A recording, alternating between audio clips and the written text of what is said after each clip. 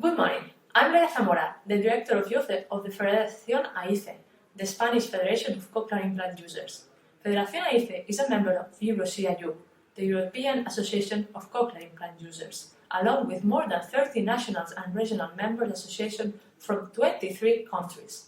EURO-CIU represents cochlear implant users in Europe and lobbies for the European Parliament to better understand the perspective and needs of the people with hearing loss. Young cochlear implant users typically use speech, attend ordinary schools, and are part of hearing society. Older people who become deaf as adults are able to continue speaking and participating in hearing society after they have received cochlear implants. Ik wil horen. Kun jij mij horen? The title of the presentation today, World Hearing Day, March 3rd, 2022, is the Student Safe Listening Project. Currently, thanks to a grant from the Spanish Minister of the 2030 Agenda, we are carrying out an educational project on the prevention of hearing loss. You might be wondering, why would a cochlear implant organization carry out this awareness program for students with normal hearing instead of working directly with deaf students? Well, for this, we should go back to the first time that the World Health Organization began to celebrate World Hearing Day, and the messages that began to indicate that hearing loss was being aggravated especially by unsafe listening practices among young people.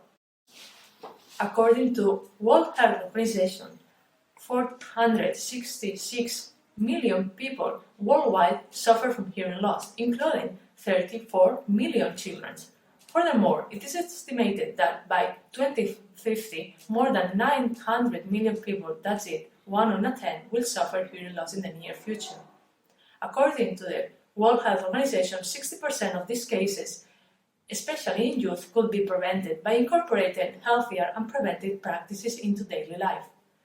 The World Health Organization alerts us that the normalization of exposure to harmful noise as a form of leisure, not only in music festivals, where the overexposure to high volumes for long hours, but also for the new form of virtual leisure such as video games, is it becoming more common to use headsets to communicate with players with the sound of the game when the sound of the game communicates to emit.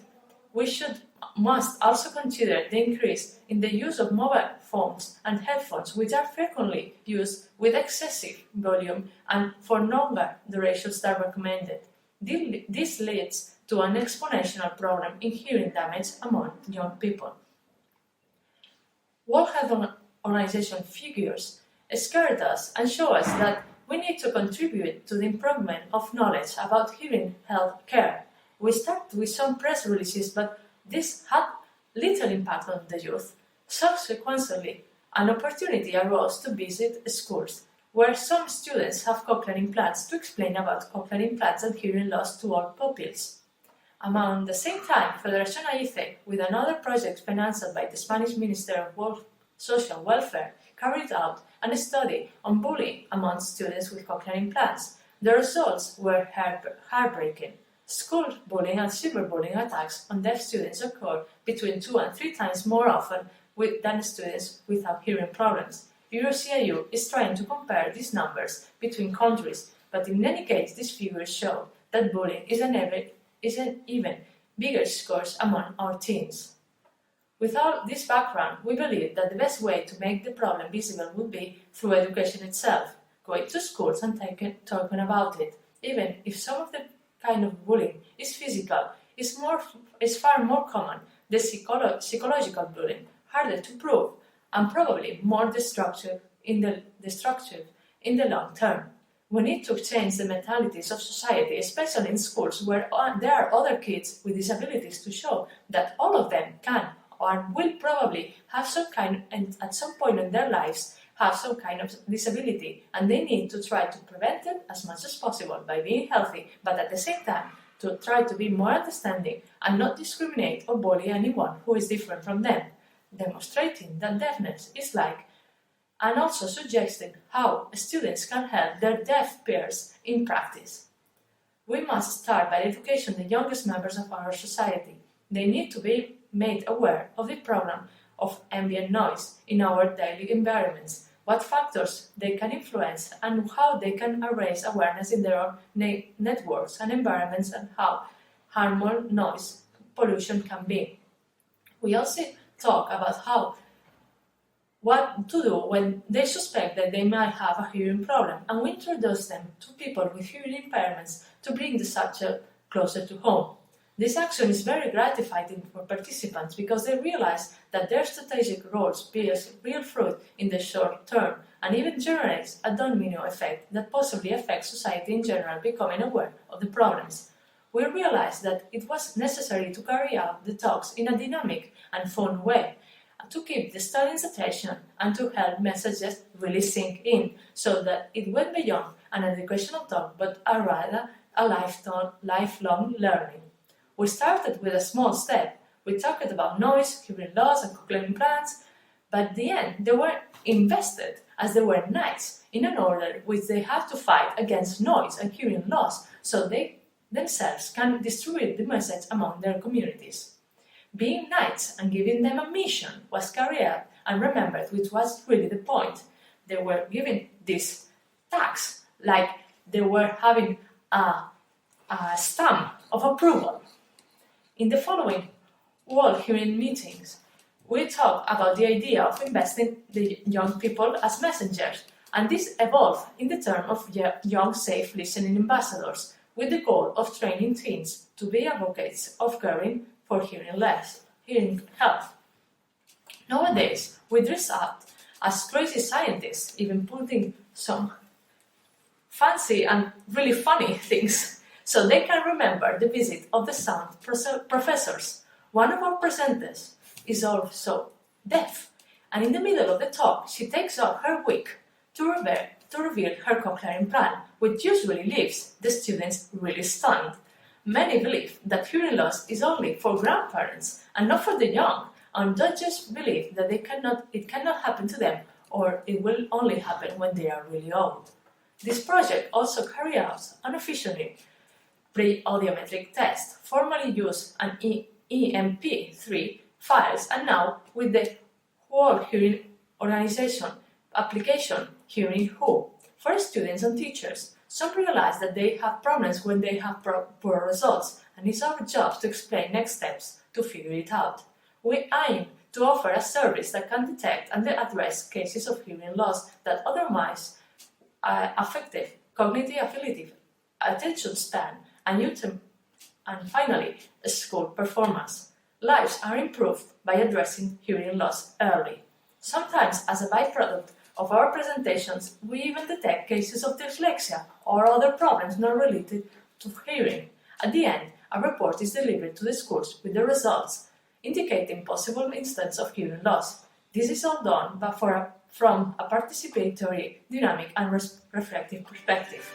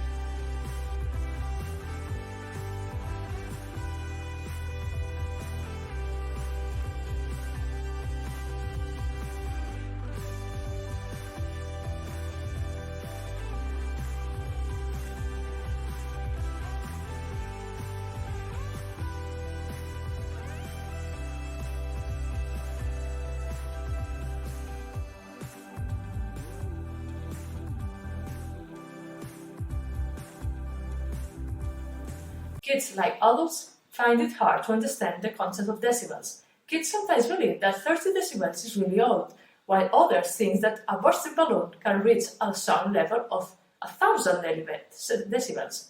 It is a measure that students clearly find hard to grasp, but we hope that after playing games with a sound level meter, they will better recognize the types of noise, volumes, and exposures which could be harmful. In addition, we recommend schools for all ages groups carry out parallel activities, write essays on the subject, drawings, posters, videos, and even download sound level meters application on the students' mobile phones and carry out tests at home with everyday noises such as the cooker hood, the television, or the toilet flushing. These funny noises encourage students to do extra activities.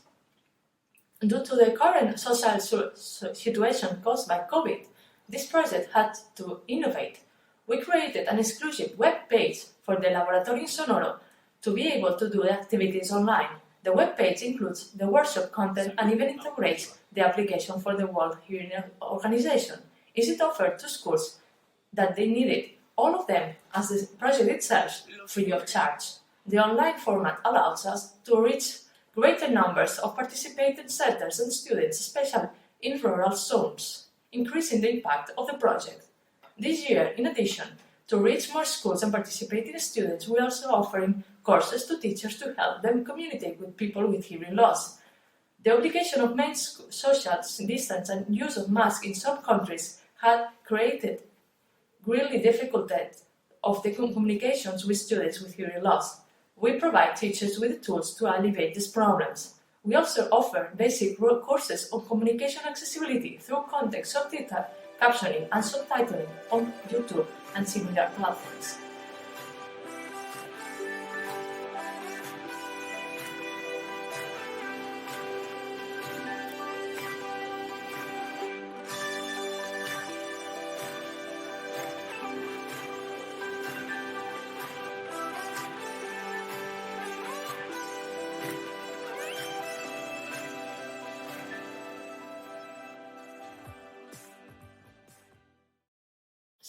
Since only 11% had undergone hearing tests through their lives to find out the state of their hearing health.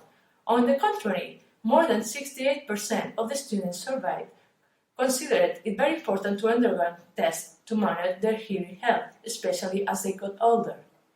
Furthermore, other actions are presented, like community masks, have been distributed among educational professionals to facilitate easier lip reading and therefore improve the communication with students with hearing problems.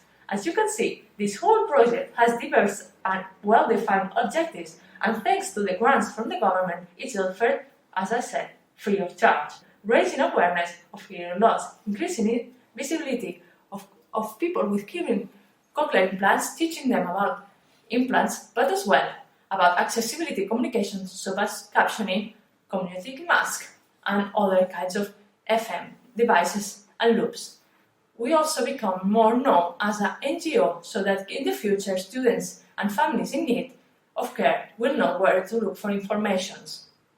Finally, I just want to mention that EURO-CIU is working together with the European Disability Forum, EDF.